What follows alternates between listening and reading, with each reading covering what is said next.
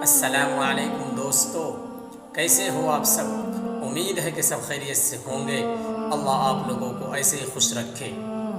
ایک مرتبہ ایک بزرگ نے بھرے مجلس میں تمام لوگوں سے مخاطب ہو کر فرمایا کہ تم میں سے کوئی ہے جو میری اس بند مٹھی میں بتا دے کہ میری اس بند مٹھی میں کیا ہے؟ تو کچھ لوگوں نے کہا کہ حضرت آپ کی مٹھی میں ہیرے اور جواہرات ہوں گے۔ تو اس بزرگ نے کہا کہ نہیں۔ تو ایک دوسرے شخص نے کہا کہ حضرت آپ کی مٹھی میں پھر سونا ہوگا۔ تو اس بزرگ نے کہا کہ نہیں۔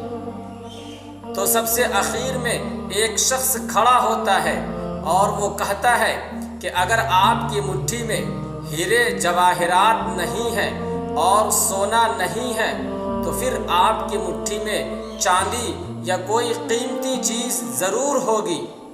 تو وہ بزرگ کہتا ہے کہ نہیں۔ اس کے بعد وہ بزرگ، وہ بڑے میاں جو ہے اپنی مٹھی کو کھول دیتا ہے اور کھولنے کے بعد وہ کہتا ہے کہ میری مٹھی میں کچھ کنکریاں ہیں۔ تو سبھی لوگ یہ بات سن کر حیران ہو جاتے ہیں۔